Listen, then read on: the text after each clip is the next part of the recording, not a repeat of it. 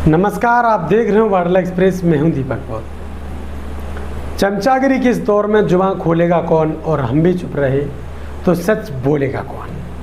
तो बने रहिए। यूट्यूब पर अगर नए हैं तो सब्सक्राइब करिए, फेसबुक पर अगर नए हैं तो फॉलो करिए, इंस्टाग्राम पर देख रहे हैं तो फॉलो करना ना भूलिएगा, क्योंकि चमचागिरी का दौर चल रहा है। खासकर राजनीति में चमचागिरी का दौर चल रहा है। उस चमचागिरी के उस दौर का खुलासा करने के लिए हम जा रहे हैं।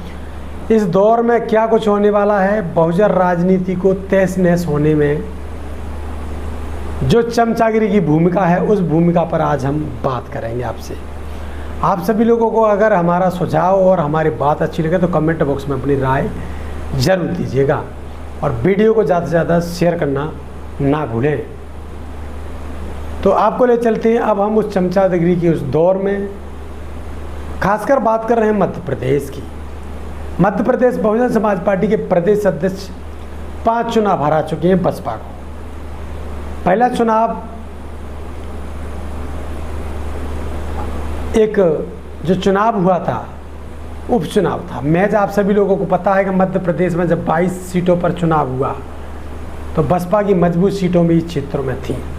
उन सीटों पर चुनाव हुआ तो बसपा का रिजल्ट 0 रहा। उसके बाद फिर दूसरा चुनाव होता है पंचायती स्तर का, ग्राम पंचायत, जनपद पंचायत, जिला पंचायत का। बसपा की कोई खास अच्छी मजबूत पकड़ नहीं रही। फिर होता है नगरीय निकाय का चुनाव। नगरीय निकाय में कोई खास ज़्यादा बसपा पकड़ नहीं कर पाई। उसके बाद फिर आ जाते हैं विधानसभा के चुनाव 2023 के। विधानसभा चुनाव मध्य प्रदेश में बसपा की फिर से 0 हो जाती है। फिर से एक बार बहुजन समाज पार्टी की राष्ट्रीय अध्यक्ष बहन मायावती या प्रदेश प्रभारियों की बदौलत आशीर्वाद से एक बार फिर से प्रदेश अध्यक्ष रमाकांत पिप्पल जी को बनाया जाता है, और फिर उनके नेतृत्व में लोकसभा का चुनाव होता है। लोकसभा में फिर से एक डबल 0 बनी रहती है। कहीं ना कोई उम्मीद थी बहुजन समाज को कि इस बार कुछ ना कुछ नया होगा, खाता खुलेगा, लेकिन वो नहीं हो पाया। महज बात यही नहीं रह गई। बात यहाँ तक आती है कि जिस प्रकार से लगातार प्रदेश अध्यक्ष की जो नीति है, चाहे किसी के घर संकट पड़ रहा हो या किसी के घर कुछ भी हो रहा हो, जाने की आवश्यकता नहीं है। तमाम ऐसी जगह जहाँ पर जाना बेहद जरूरी था, मुनासिब नहीं समझा। अभी हाल ही में आप सभी लोगों को पता है कि आर्मस्ट्रांग जो कि तमिलनाडु के प्रदेश अध्यक्ष थे, उनका एक कत्ल कर दिया गया। कत्ल करने के बाद पूरे देश में हाहाकार मच गया, और बसपा के लोग लगातार त्राही कर रहे थे। वो बोल रहे थे कि प्रदेश में अगर प्रदेश अध्यक्ष सुरक्षित नहीं तो आम जनता कैसे सुरक्षित हो सकती है। इन्हीं बातों को लेकर पूरे देश भर में जहाँ जहाँ लोग ज़्यादातर जानते थे वहाँ पर ज्ञापन देने का काम किया, लेकिन मध्य प्रदेश में ज्ञापन देने का कोई विरोध का काम नहीं हुआ। इसी विरोध के चलते बहुजन समाज पार्टी के राजगढ़ के कार्यकर्ता हैं इंद्र सिंह वर्मा, जो कि पेशे से भी पत्रकार हैं, और पहले वो बहुजन समाज पार्टी के जिला प्रभारी, जोन प्रभारी भी रह चुके हैं, और पहले चुनाव भी लड़ चुके हैं। उन्होंने जब एक लेटर लिख के दिया, और लगातार बात चल रही थी कि प्रदेश अध्यक्ष आखिर क्यों नहीं जाते दुख सुख में, आखिर उनके नाम से ज्ञापन क्यों नहीं दिए गए प्रदेश भर में, किसी जिले पर क्यों नहीं दिए गए कि आर्मस्ट्रांग प्रदेश अध्यक्ष की हत्या हो जाती है, क्यों नहीं दिया जाता है। इसी प्रकार मध्य प्रदेश में एक जिला अध्यक्ष बहुजन समाज पार्टी की हत्या हो जाती है, उस पर खास कोई बड़े डिसीजन नहीं लिए जाते हैं। मध्य प्रदेश में तमाम बहुजन समाज की जो लड़ाइयाँ हैं उनको लेकर कतई कोई गंभीर नहीं है। इसी के चलते वहाँ पर एक शिकायती पत्र दिया गया प्रदेश के प्रभारी रामजी गौतम को प्रदेश प्रभारी को ज्ञापन आवेदन दिया गया, लेकिन उसके बाद एक्शन क्या होता है। एक्शन उसके बाद होता है जैसे ही सोशल मीडिया में वो वायरल होता है, और सोशल मीडिया पर लगातार वायरल होने के बाद उसकी खबर बनती है कि आखिर क्यों प्रदेश अध्यक्ष ने नहीं ज्ञापन दिए, या चुनाव की बदौलत जनता आने के लिए तैयार नहीं थी।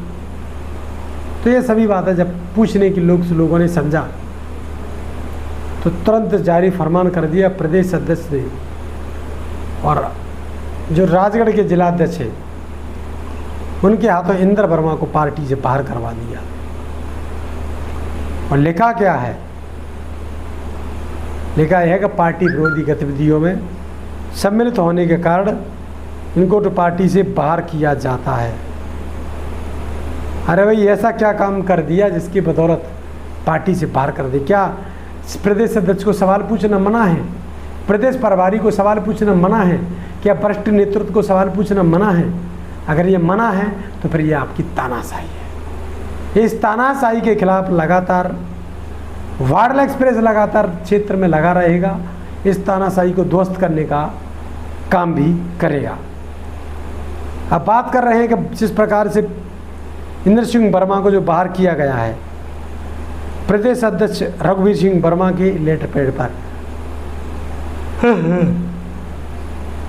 जब लेटर पैड पर बाहर किया जाता है और उसमें प्रदेश अध्यक्ष रमाकांत पिप्पल का भी ऊपर नाम लिखा हुआ है, इसमें लिखा गया बहुजन समाज पार्टी के उच्च आदेश अनुसार इंद्र सिंह वर्मा जिला राजगढ़ को पार्टी विरोधी गतिविधियों में संलिप्त हुए अनुशासनहीनता के कारण पार्टी की प्राथमिक सदस्यता से निष्कासित किया जाता है। अरे भाई, तुम पार्टी की सदस्यता में प्राथमिक सदस्यता से निष्कासित कर रहे हो। मध्य प्रदेश में तुमने प्राथमिक सदस्य बनाए कितने?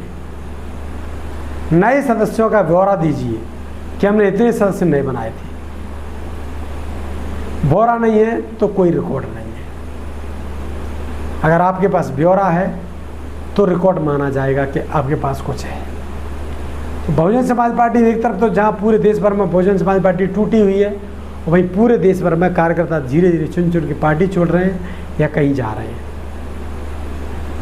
तो वहीं जो लगातार आप समझ रहे हैं जो काम करने वाला व्यक्ति है उसको बाहर कर दिया गया।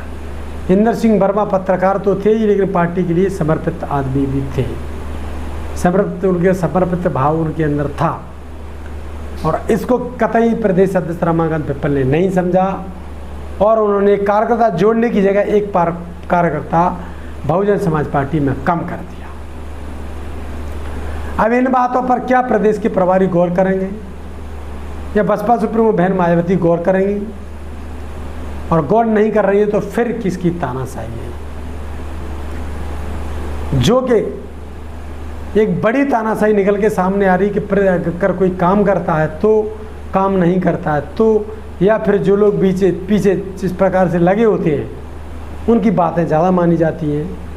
लगातार 4 लोगों ने अगर झूठ बोल दिया तो उसकी बात सच मान ली जाती है। लेकिन जमीनी स्तर का जो कार्यकर्ता सच बोलता है उसकी बात को महज सच नहीं माना जाता है। तो वहीं बहुजन समाज पार्टी की जो ग्राफ गिर रहा है उसके पीछे के कारण यह भी हो सकते हैं कि कहीं ना कहीं कार्यकर्ताओं की पूछ भी बंद कर दी है।